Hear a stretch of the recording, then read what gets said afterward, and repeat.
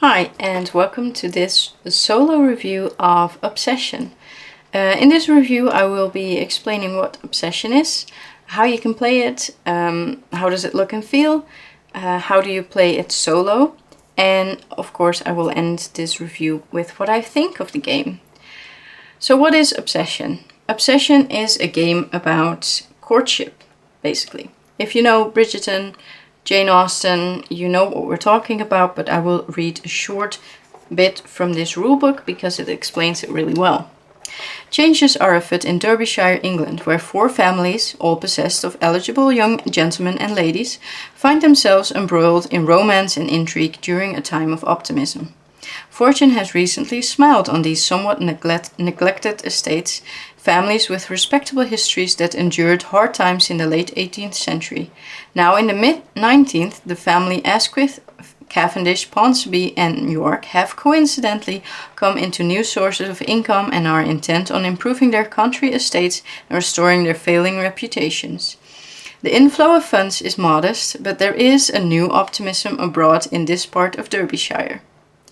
So what we will need to do is improve our estate, improve our reputation, and in that way improve the Fairchild family. How do we do this? Let's look at this game.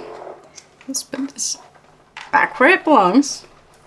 So in this game, you will improve your estate, invite guests to activities, and in the end try to impress the Fairchild siblings with courtship phases. And if you have the most victory points at the end of the game, you win.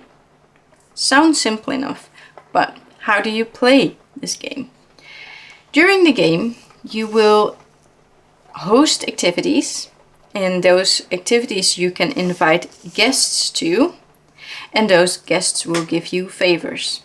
Those favors you can then spend again to get new activities, improve your estate, so you have more rooms or things you can host. You can improve your reputation, so you can invite more reputable guests or buy or host more reputable activities, and you can use these favors to ultimately win the favor of the Fairchilds. So what does a turn look like in Obsession? You always start on this board with looking at the round of the game.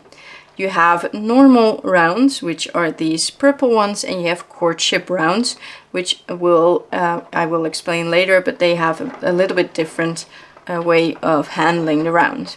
If you're in a normal round, you will rotate service, which means the people that help you, the butlers and the lady maids, they will rotate in service. You will look at the round track if there's something special going on with these symbols. You will get victory points from monuments if you have them, and then you will start hosting an activity. You will pick from whatever you have in your estate. At the beginning, that's only 5 possibilities, but during the game you will get more. And you will look at what you want to host. So for example, you might decide that you want to go bowling. If you go bowling, you put this here. You need help with that. And you can then invite 2 guests to this activity. So I can say I invite these 2 guests. Mr. John and Mr. Theodore. And Mr. John needs some help, so we will give him this one, as you can see here. Once you host an activity, you invite the guests, then you can enjoy the favors. So in this case, the bowling green activity will give me 300 bucks. So I can grab those from the Central Reserve. Then inviting Mr. John will give me 2 reputation, which is counted on this reputation track, which starts at 1. And Mr. Theodore gives me 200 more bucks. So I get him. So now I'm quite wealthy. So once you have all of your favors, you can buy from the builder's market. And this is the builder's market. And the builder's market, let's put this back here. The builder's market is where you can buy additional items for your estate. So for example, right now I have a bowling green, but I can also buy, or maybe renovate, my riding stables and add them to my game. Or I can have an heritage guest suite and have that. Or I can add a smoking room to my game, and then I can do cigars and port with 2 gentlemen. So I might add this. But in order to host this activity, I need to have a certain reputation. You know, these guys don't just come to anyone hosting cigars and port. I need to have 2 reputation. So my reputation needs to be 2 in order to host this activity. But for now, once you buy from the market, if you want to, then you clear the board. So these are now tired from all the work they've done, and this goes back. Once you host an activity for the first time, you flip it. And as you can see, at first it was -3 victory points. But once I flip it, it is now worth 2 positive victory points. But at first I received 300 bucks as a favor, and now it will only be 200. So flipping the tile is good because it will give you more victory points, but you will receive less favors in general. And by the rows you can see that this tile has been flipped, and you put it back where it belongs. You do not flip it again. So once it is flipped the first time, you keep it like this. There are a few exceptions, but nothing too special. So these guests are now tired. They have attended an activity and they're done. So they go to the discard pile. The only way to get back your discard pile is by passing around, and then you get back all of the cards from your discard pile. And that's 1 round in Obsession.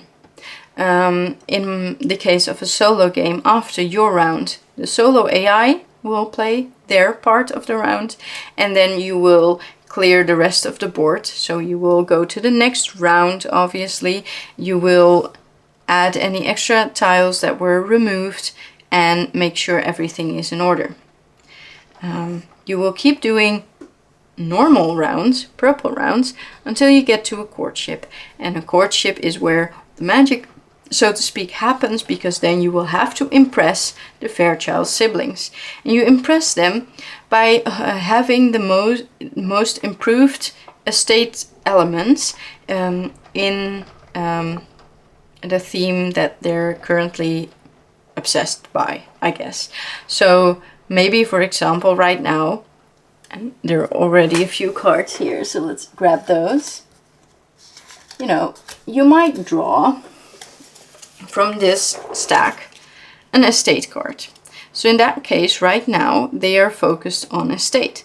So the player who has the most victory points in estate manages to impress them, and they get to invite one of the Fairchild siblings to their hand and thus to coming activities.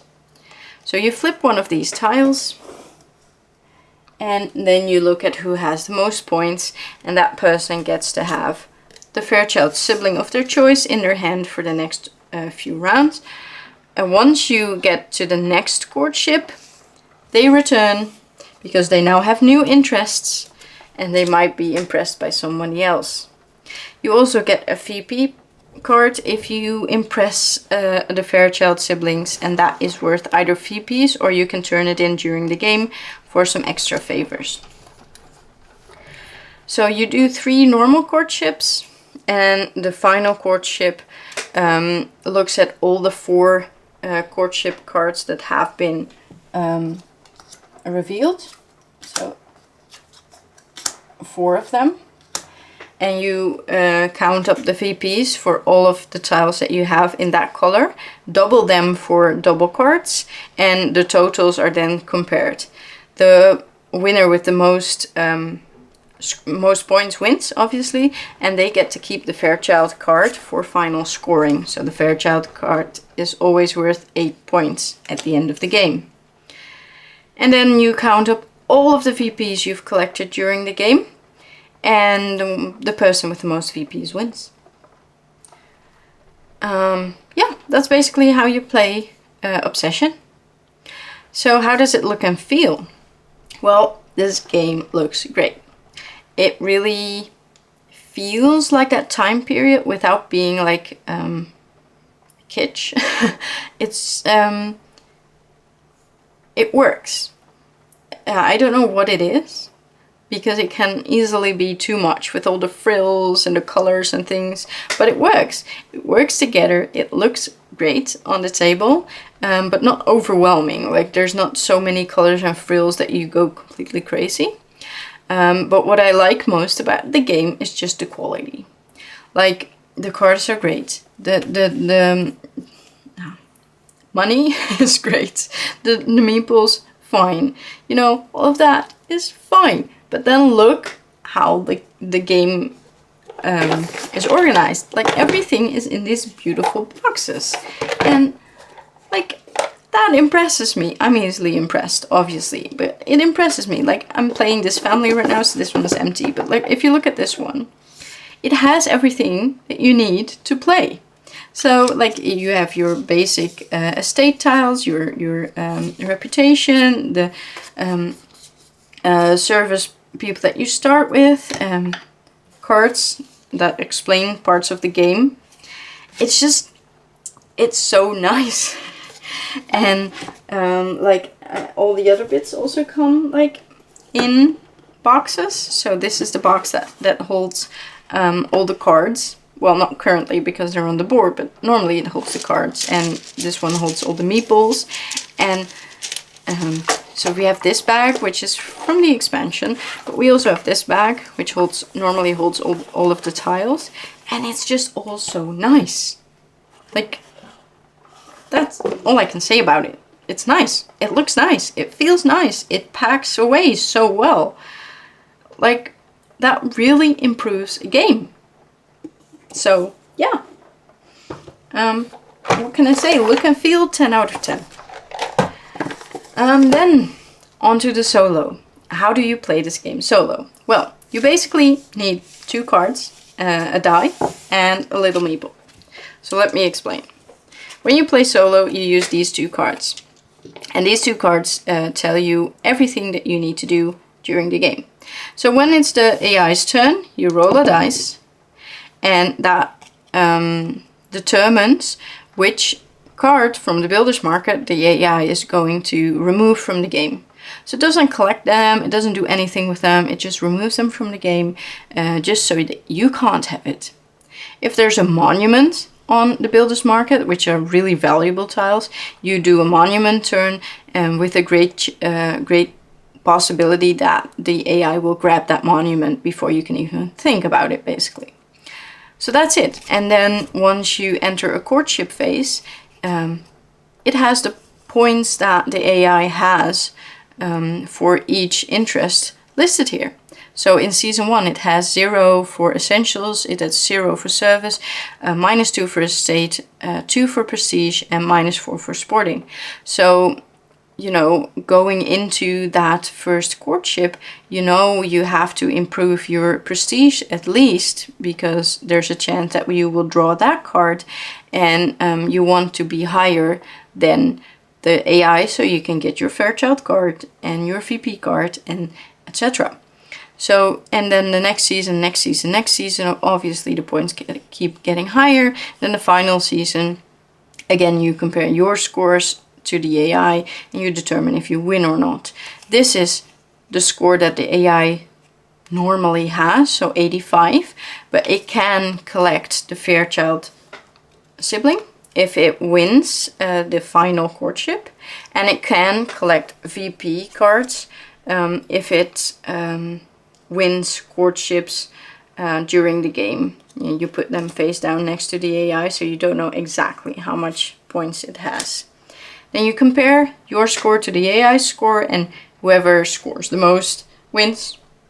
It's that easy, actually, and it's a really nice AI because there's a ton of these cards included in the game. So this is a beginner AI, but you have intermediate ones, you have hard ones, you have a lot of different ones that focus on different things. So you can really adjust your strategy to the AI. And it's so easy to run, but still offers some feeling of playing against something or someone. And it's just enough. Let's put it like that. It's not complicated, but doesn't need to be. The rulebook even says like you're pretty playing this game is a pretty solitary activity. You're focusing on your estate, you're focusing on your guests, you're focusing on your reputation. There's not really a way to deal with other players, you know. At most you can steal some of their servants, but that's it.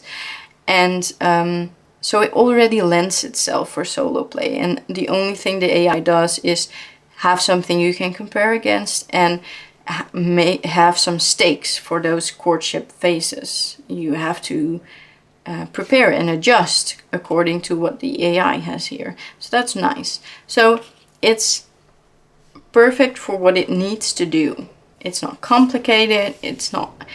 There's not a lot of things going on, but that's perfect because you can roll the dice, do the things, and then go back to focusing on your own estate and your own things. And I like that. So what do I think of the game? Well, if you've heard me talk, I think you can already determine that I really like the game. I'm not usually really a theme person, so it kind of surprised me that I would like it so much, because everyone just kept saying, oh, the theme, it oozes theme, it's so thematic. And I was like, but do I really care about 19th century Derbyshire? Well, apparently I do, which is funny to me, but the game makes me care. Like, it doesn't try to force the theme upon you. Like, there is theme, obviously, but there's also just a game with victory points and actions you need to do, so you can ignore all the theme if you want to. You can just say a courtship phase is the phase where you compare colors, and if you have the most points in that color, then you win, you know, and then you take out all of the theme. You can say playing a guest is just the points and or the favors. But because the theme is kind of like subtly built into there, it's really subtle, it does actually work better for me. Like, we have a card, I don't know, yeah, so this is a minus card, so you get minus victory points for him and minus money. And then there's this little text, and every card has this little text about the person, and it says, scoundrel. Mr. Hereford is a wit, but always eager to scheme and gamble for financial gain. So you basically don't want to invite him to your activities because he will gamble, and that will not improve the activity. Unless it's gambling, I guess, but either way, you know, these little texts, they kind of make the theme for me make sense. There's also this lady, where is she? That if she's a family member of yours, and if you invite her to an activity and also invite a male prestige guest, you get extra reputation. So basically, this lady is like flirting with that guy, and everyone is seeing how good they get along or something, and suddenly your reputation improves because your matching capabilities improve, or like it works like that, you know, like the mechanics work with the theme, and I think that's really well done. It doesn't try to shoehorn the theme where there is none, but in the subtle things where it can add theme, it does. So I like it. I like the flow of the game. I like the way everything is organized. Like, everything is in service of that game flow. You know, you put your thing here to host your activity, you put your guy on there. Once they're done, they go down here, and then the next turn they go here, and like, you don't really have to think about anything in that way. Like, everything is built so it makes sense. After round 5, surface tiles, so like these blue ones, go here, and it says so here. So you, as soon as you put the pawn here, you know, oh yeah, I needed to do that. So it's so well made. It all makes so much sense that it's just so fun and easy to play this game while still playing a fairly complicated game with like a lot of moving parts. But because it integrates also well, it doesn't feel complicated, it doesn't feel overwhelming, it feels fun. And I think that's the best recommendation I can give. The Solo is easy and, you know, still challenging and does what it needs to do. And Obsession as a game itself is just fun. Fun to play, fun to fiddle around with, fun to try new strategies, and the theme adds to that fun instead of detracting or distracting from that. And that's all I can say. It's just good fun. That's it. So if you have any questions, if you have any recommendations for other reviews, please let me know, and otherwise until next time.